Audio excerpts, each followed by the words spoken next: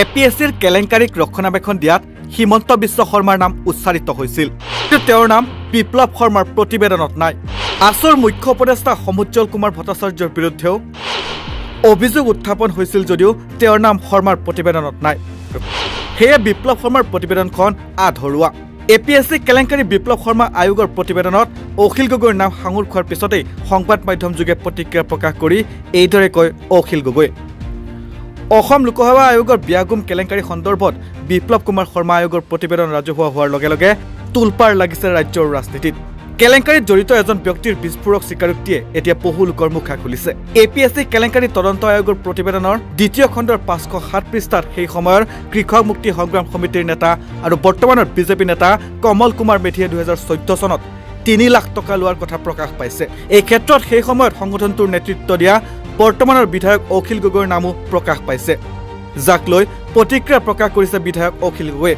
অখিল গগৈয়ে কয় যে বিপ্লৱ শৰ্মা সমিতিৰ প্ৰতিবেদনৰ দ্বিতীয় খণ্ডৰ 507 নম্বৰ পৃষ্ঠাত ডাক্তৰ মৃগেন শইকীয়াৰ উল্লেখিত স্বীকাৰোক্তি অনুসৰি কৃষক মুক্তি সংগ্ৰাম সমিতিৰ প্ৰাক্তন নেতা কমল কুমাৰ মেধিয়ে ৰাকেশ পালৰ পৰা কৃষক মুক্তি সংগ্ৰাম সমিতিৰ উপদেষ্টা অখিল গগৈৰ নামত 3 লাখ টকা লৈছিল।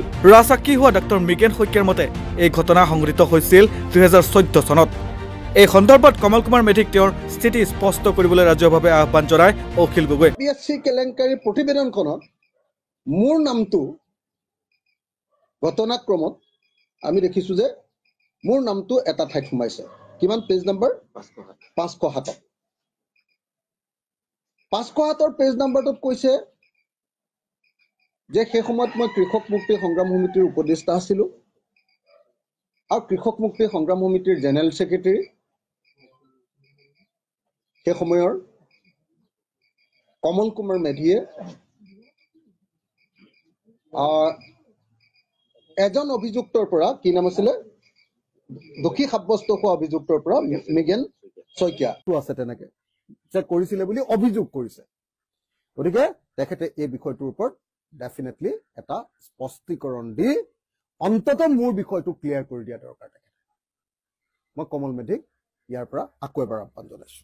এপিএছচি কেলেংকাৰীৰ বিৰুদ্ধে প্ৰতিবাদ কৰোঁতে গ্ৰেপ্তাৰ হোৱাৰ প্ৰসংগ উল্লেখ কৰি অখিল গগৈয়ে কয় 2015 চনৰ 15 জুনত অসম লোকসেৱা আয়োগৰ কেলেংকাৰী তদন্ত অধ্যক্ষৰ অপসাৰণ আৰু সংস্কাৰৰ দাবীত তেওঁ অনশন কৰিছিল। ইয়াৰ পাছত 2015 চনৰ 16 জুনত অনশনস্থলীৰ পৰা অখিল গগৈক গ্ৰেপ্তাৰ কৰা হৈছিল। 2015 চনৰ 17 জুনত ৰাজ্যজুৰি এপিএছচিৰ দুৰ্নীতিৰ বিৰুদ্ধে কৃষক মুক্তি ছাত্ৰ মুক্তি আন্দোলন গঢ়ি তুলিছিল। আপোনালোকে সকলোৱে নিশ্চয় এই কথাও জানে যে এপিএছচি কেলেংকাৰী ধৰাৰ কাৰণে মই দুবাৰ জেল গৈছিলো। এবাৰ বোধহয় 15 আগষ্ট তাৰিখৰ দিনা 15 আগষ্ট 2015 তাৰিখৰ দিনা আৰু 16 জুলাই 16 জুন 2015 তাৰিখৰ দিনা দুদিন মই জেলত যাবলগীয়া হৈছিলে। এবাৰ 15 জুন 2015 সেইটো মই বহুদিন ধৰি জেলত থাকিবলগীয়া হৈছিলে আৰু 15 আগষ্ট তাৰিখৰ দিনা মোক গ্ৰেপ্তাৰ কৰি এদিনৰ কাৰণে নে দুদিনৰ কাৰণে মাত্ৰ ৰাখিব পাৰিলে। তাৰপিছত মই বেল পাই ওলাই আহিলো। এপিএছচি কেলেংকাৰীক লৈ মই দুবাৰ জেলো খাইছো।